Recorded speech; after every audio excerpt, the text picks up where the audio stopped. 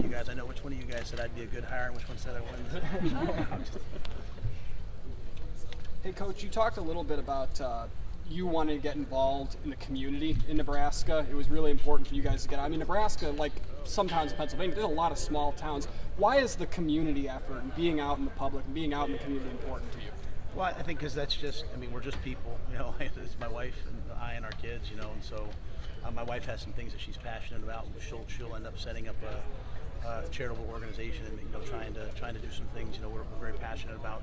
She's very passionate about dyslexia and learning differences, and so she'll do some things across the state. That's really part of her purpose in life.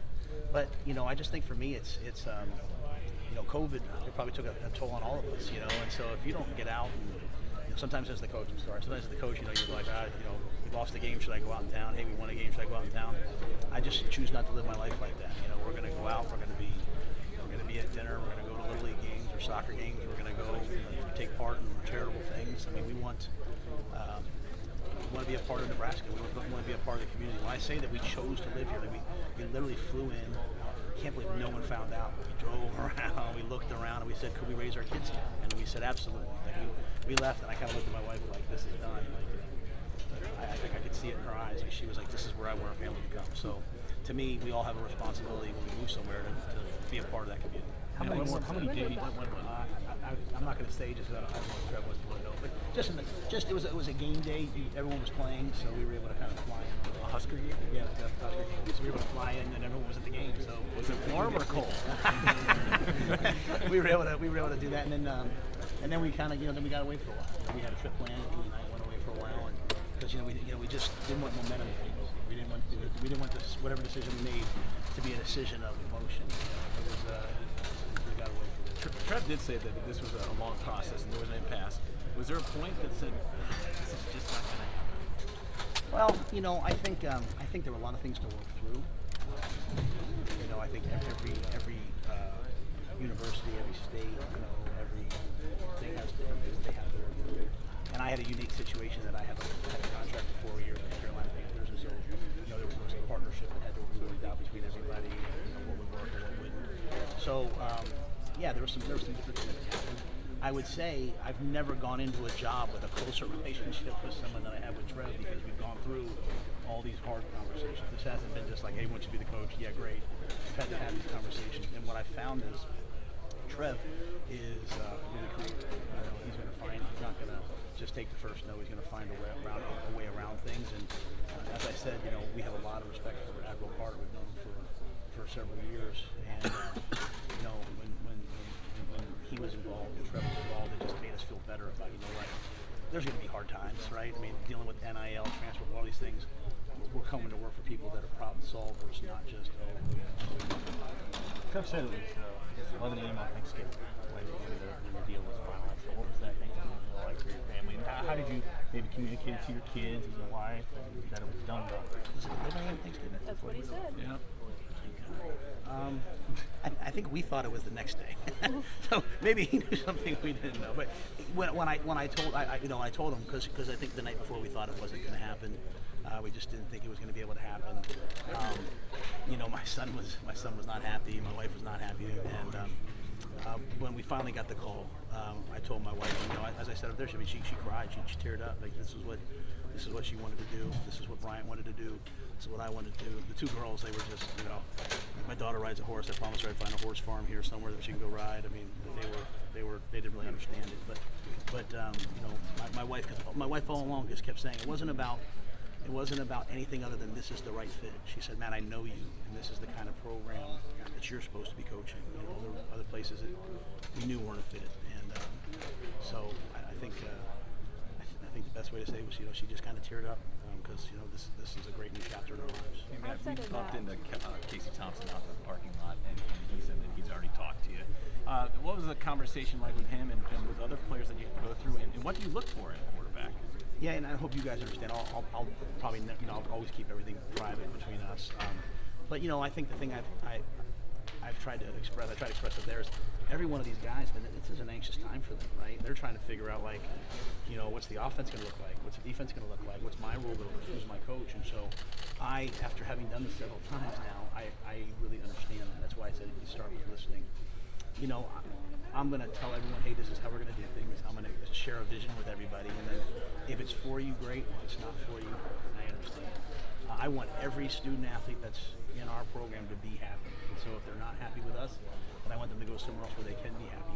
My job is to make sure that this place is so developmental, so caring, so nurturing, yet also so pushing you that everyone feels like, you know what, I am happy here. So it'll be a lot of one-on-one conversations. I started trying via text, via call. I called some guys.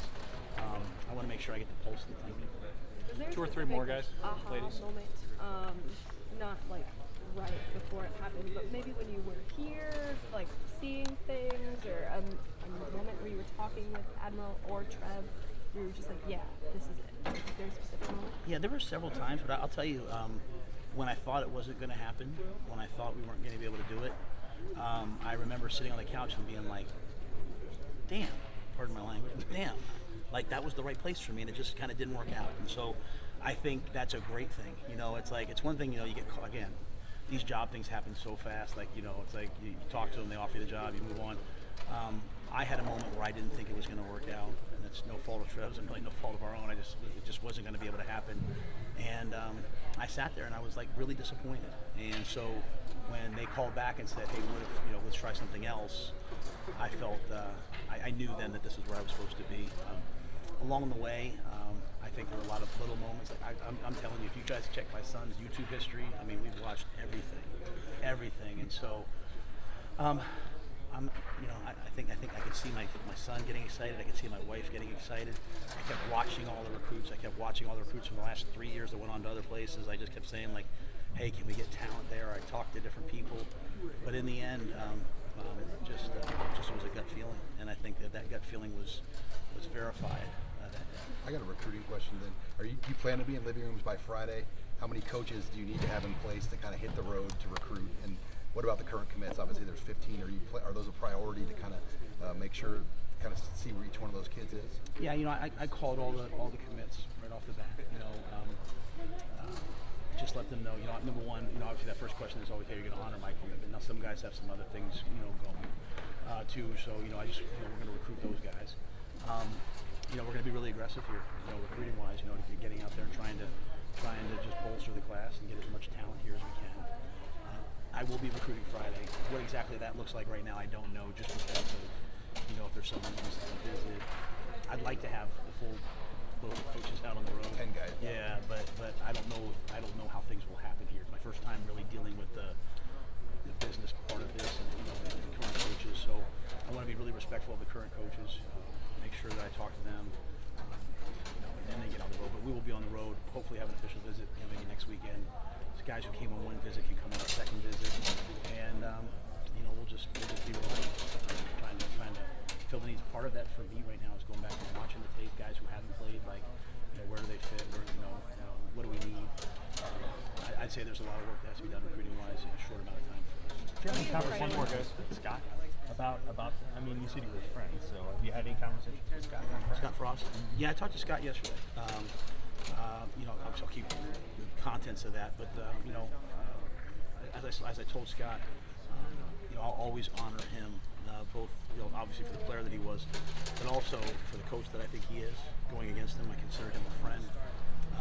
I don't know what happened here, but I know he probably put his heart and soul into it, and I think COVID probably, when you're recruiting to Nebraska, you want people to come see the facility. Recruiting during COVID was probably pretty hard.